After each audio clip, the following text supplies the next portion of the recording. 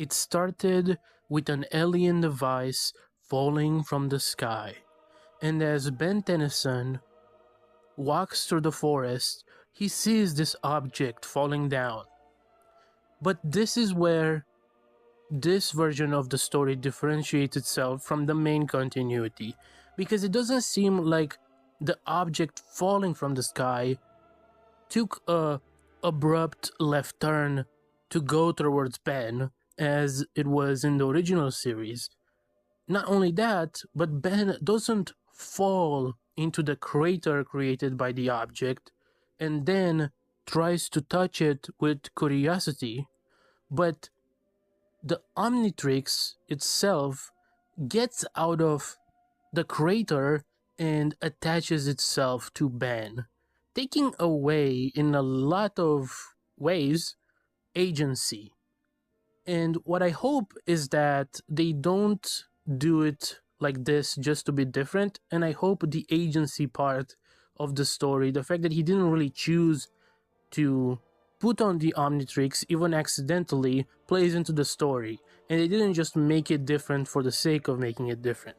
Another thing that obviously makes this different is that in the main continuity, it was Ben himself from the future and an alternate universe who not only changed the trajectory of the Omnitrix to go towards Ben, but used an alien to make him fall into the crater, which led to him discovering the Omnitrix, making this comic entirely separate and different from not only the show, but that entire multiverse, really, because this is where the Ben 10 timeline, as Paradox calls it, starts, at least in the original Ben 10 continuity.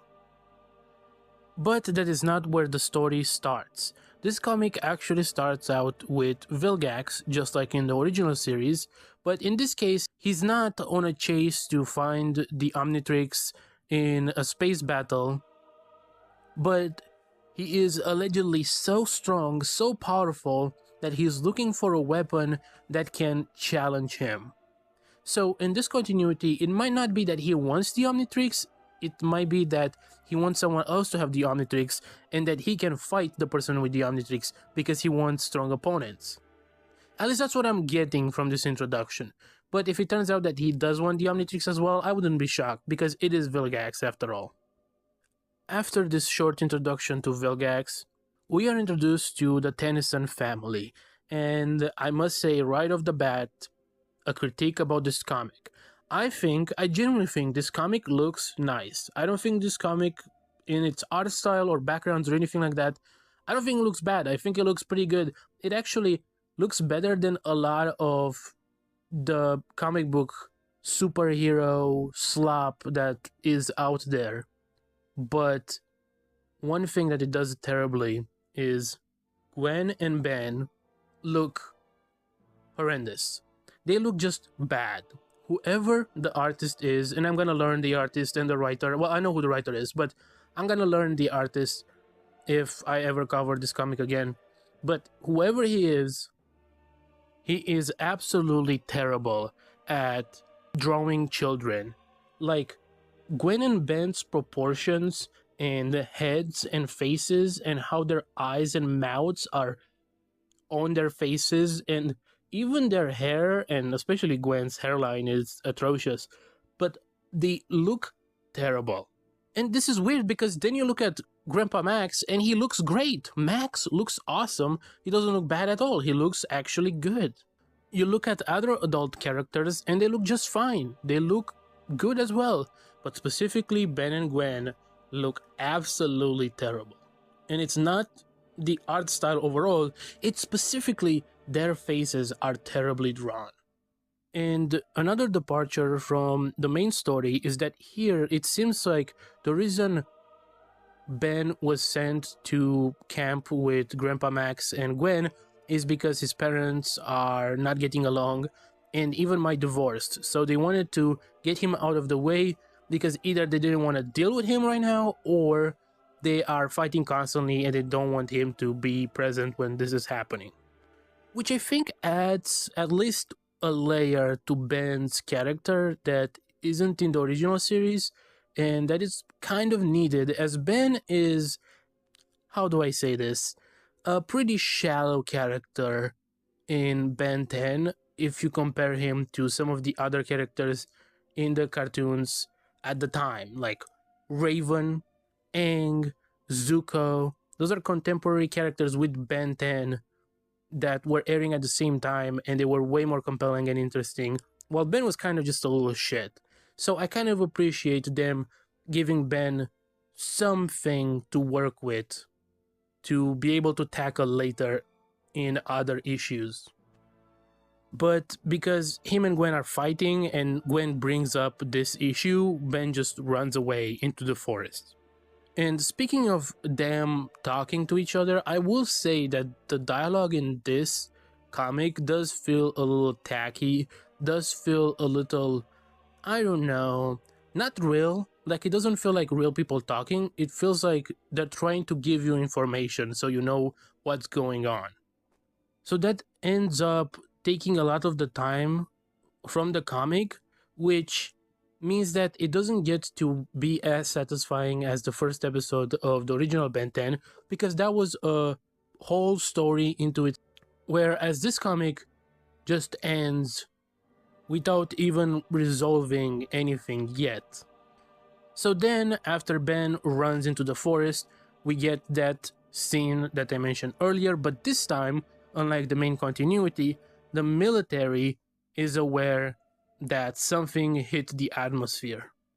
I will say something kind of unrealistic about this comic. Not that it needs to be super realistic, but kind of weird, I should say. The pacing is a little off, because these guys see this thing in the sky, then the next page it falls down and Ben discovers it, and then right after he discovers it, there's already a military right behind him.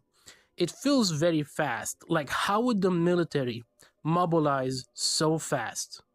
Within the span of like one page, the thing is in the sky, the military observes it, and then it falls down, Ben takes it, and the military is already there. It doesn't make a lot of sense, at least from a pacing kind of standpoint. I guess you could argue that between pages, I don't know, a lot of time has passed, but I feel like that's not what's implied by the way everything is paced. So as Ben is running away from the military, here comes Freddy Fazbear from FNAF, because we have a fucking bear robot cyborg thing. And if you thought, oh, your mention of FNAF is actually cringe, well, don't blame me, because Ben says it in this comic. He literally calls him Freddy Fazbear. So don't blame it on me. Blame it on this comic, okay? So as this weird cyborg bear comes towards Ben, he's like, stay away. And then he does something with the Omnitrix, and it transforms him into 4 arms. But not before showing us this grotesque body horror-like shot of him mid-transformation, which I think is actually awesome. This is the kind of transformation that I really want to see like that, and I wish in the future they have a shot of him transforming that is way more detailed, with way more sequences of him going shot by shot of him transforming and making it more and more grotesque. But this is also pretty awesome. I will say that when it comes to this 4 arms design, I think the underwear over the pants are kind of not good, or if that's just how the pattern of the pants are, it still doesn't look good. I'm sorry, it just does not look good. They should have done something different with it, because it looks like a discount superhero, but like bad. And then Ben starts fighting this bear in the forest, and I think that's kind of funny, because I'm pretty sure in the Ben 10 reboot there's also a bunch of scenes of Ben either fighting the same bear or fighting a few different bears.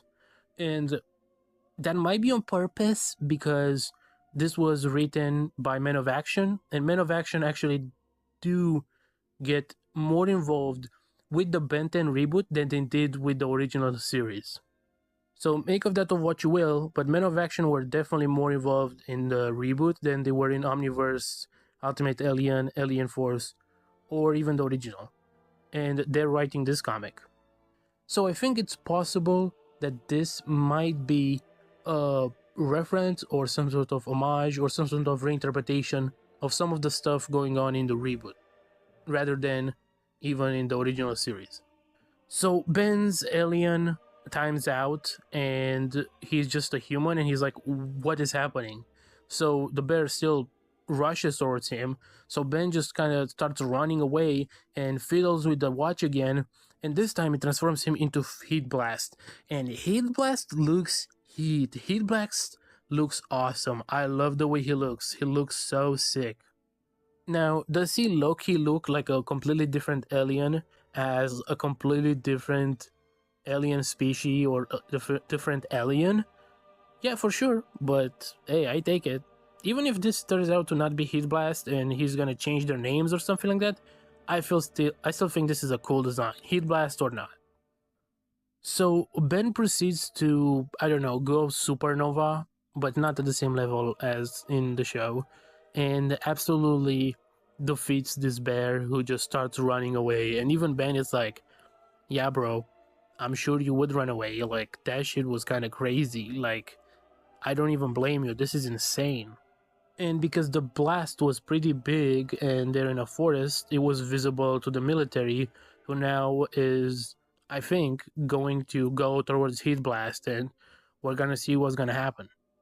And right after that, we get this page with Max where he's like, I figured something like this will happen eventually, but this is too soon.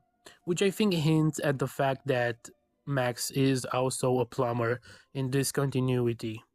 And then the final page of the comic, we get a glimpse of how Vilgax looks in the series, because the first page only shows him from behind.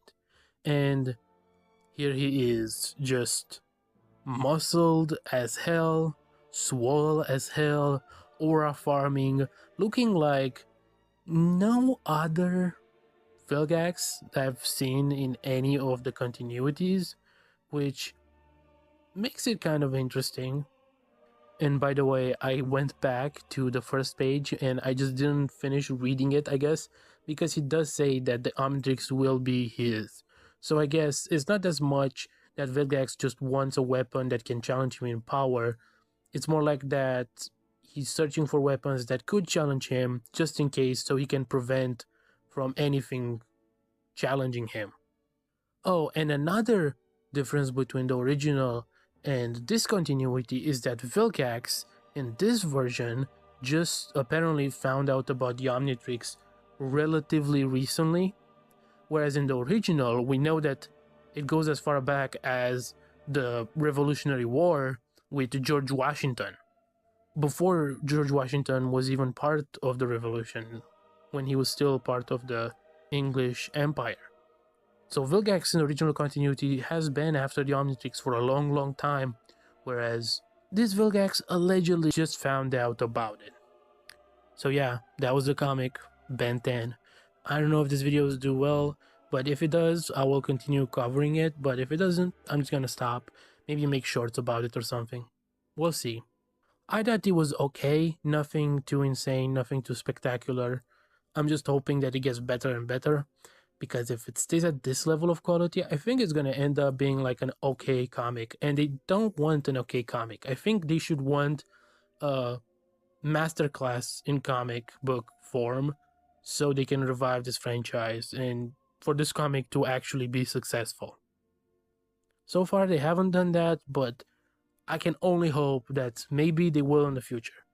If by issue 5 or 6 things haven't gone to a point where I'm thinking, oh, this is great, then I think this is gonna be, unfortunately, more bad than good for the franchise. But we'll see.